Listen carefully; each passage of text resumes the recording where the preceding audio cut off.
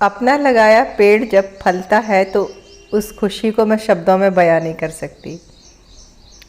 ये बेल पत्र के फल हैं और मैंने कई बार दिखा चुकी हूँ और अब ये बिल्कुल पक गए हैं, टूटने के लिए तैयार हैं। और जब ये पक जाते हैं तो ये डंठल से छूटकर ज़मीन में गिरते हैं और नीचे पक्का फर्श है तो ये फूट भी जाते हैं। और अगर तोड़ना है तो फिर बहुत किनारे पर रहते हैं, हम चढ़कर तोड़ भी सकते हैं। और देखिए सारे ये बांस से हिला के गिराए हैं तो हर फल चटक गया है।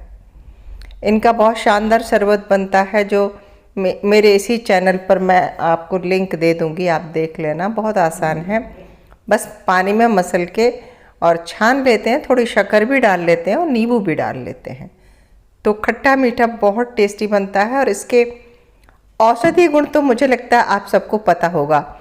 तो आप ये बेलपत्र देख लीजिए, बेलपत्र के फल देख लीजिए, और मैंने शरबत बना के रखा है वो भी दिखाती हूँ। और फिर हम अपने रूटीन के अनुसार चलेंगे छत पर और हार्वेस्टिंग देखेंगे सब्जियों की। ये देखिए मैंने एक फल को निचोड़ के छान लिया है, थोड़ी शक्कर भी डाली है और इतना गाढ़ा बना के मैं फ्रिज में रख लेती हूँ। फिर जब ज़रूरत होती है तब इसको पतला कर लेती हूँ। शक्कर इसीलिए डाली है कि अभी ये बहुत मीठा है और जब पानी डाल के पतला करते हैं तो फिर शक्कर नहीं डालनी पड़ती। ये स्वाद में भी बहुत अच्छा होता है और सेहत के लिए तो बहुत अच्छा होता ही है। और चलो अब हम चलते हैं छत पर। तो सीढ़ी पर चढ़ते ही सामने सबसे पहले ये अडेनियम आते हैं, इसीलिए मेरे हर वीडियो में अक्सर ये आपको दिखते हैं, क्योंकि मैं फ़ोन लेकर कैमरा ऑन करके सीधे सीढ़ियों पर से जाती हूँ और रिकॉर्ड यहीं से शुरू करती हूँ। ये अडेनियम जो अभी तक बहुत खिल रहा था, अब ये खिल चुका है, झड़ गया है और एक दो फलियाँ भी बनी हैं, उसमें शुरू हुई हैं अभी बनना। उम्मीद है कि इसमें फिर बीज भी मिल जाएंगे। अडेनियम ही एक ऐसा पौधा है जो गर्मियों में खुश है, बाकी तो सब बगीचा अब बेहाल है। इतनी तेज गर्मी है, 40 क्रॉस टेम्परेचर जो है उसमें सब्जियां सरवाइव अब नहीं कर रही। और ये बात मुझे पता थी, इसलिए इसमें कोई परेशानी वाली बात नहीं। जो सब्जियां मैंने फरवरी में लगाई थी वो अप्रैल तक फ्रूटिंग देकर अब ख़त्म होने के कगार पर हैं और अभी मैं नई कोई सब्जी नहीं लगा रही हूँ, क्योंकि मेरा अपना अनुभव है कि भीषण गर्मी में सब्जी लगाते हैं तो अंकुरित तो होती है, बेल भी चल जाती है, पर फ्रूटिंग अच्छी नहीं होती, फ्रूट की साइज छोटी हो जाती है। कहने का मतलब ये है कि बहुत ज़्यादा मेहनत और थोड़ा सा परिणाम। तो क्यों ना हम अपनी मिट्टी को 2 महीने का ब्रेक दे दें। मैं यही कर रही हूँ बस। जो आखिरी फल हैं वो मैं तोड़ ले रही हूँ। अभी ये ककड़ी है, ये देखिए, ये बस आखिरी की बची हैं। तो मैं देखती हूँ जब मुझे एक दो ताज़े फल दिखते हैं इसमें कि जो नए फल आ रहे हैं, तो मैं इसमें भी पानी डाल रही हूँ। बाकी जो बेलें हैं जिनने फ्रूटिंग बहुत कम कर दी है उनमें मैंने पानी डालना ख़त्म कर दिया है और ये बेलें ऐसे ही सूख जाएंगी और इन ड्रमों को मैं ऐसा ही छोड़ दूँगी। अभी मैं मिट्टी पलट नहीं रही हूँ और मैं इसलिए नहीं पलट रही कि पहले तो बेलें पूरी ख़त्म हो जाएं और उसके बाद भी पलटना है तो एक मज़दूर लगेगा, क्योंकि इतने सारे ड्रम उठाकर पलटना वो मेरे बस की बात नहीं है। हालांकि मैंने छत के दूसरे कोने में एक बड़ा सा ढेर लगा रखा है और मैंने धीरे धीरे करके बहुत सारे ग्रो बैग पलट के रखे हैं। तो लेकिन अब मौसम इतना गर्म हो गया है कि सुबह 5:30 बजे उठ के और आप 6 साढ़े 6 तक ही काम कर पाते हो। जैसे ही 7 बजते हैं, सन जैसे ही निकलता है ना, सूर्योदय के साथ ही उसके साथ ही गर्मी भी आ जाती है।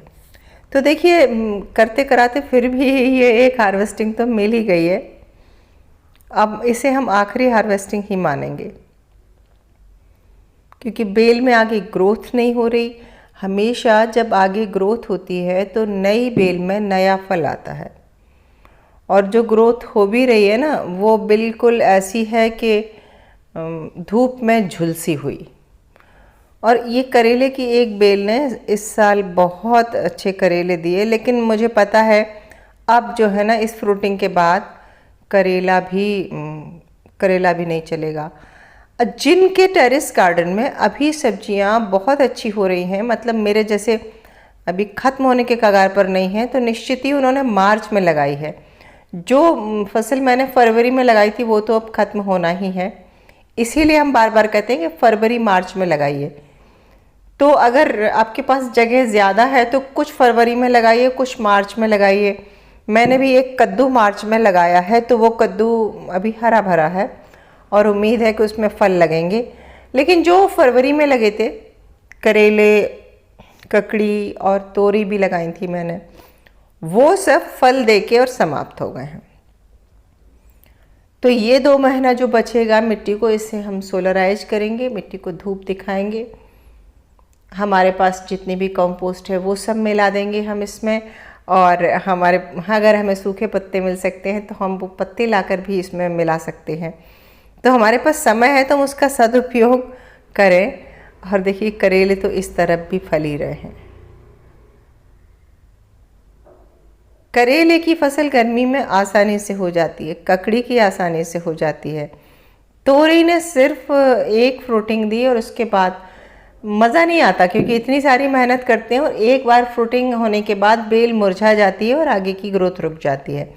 और उसका कारण यही है कि इस साल गर्मी जल्दी आ गई, तो बेलों ने भी वैसे ही रिएक्ट करना शुरू कर दिया है।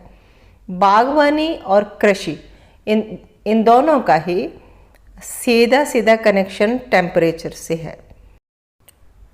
तो बस अब हम इंतज़ार करेंगे तापमान गिरने का, मौसम बदलने का, तब करेंगे नए सिरे से फिर से बागवानी। कैसी लगी आज की ये हार्वेस्टिंग, कमेंट करके ज़रूर बताएं, और वीडियो अच्छा लग गया हो तो शेयर भी कर दें, लाइक भी करें। मिलते हैं अगले वीडियो में फिर किसी नए विषय के साथ, तब तक के लिए नमस्कार।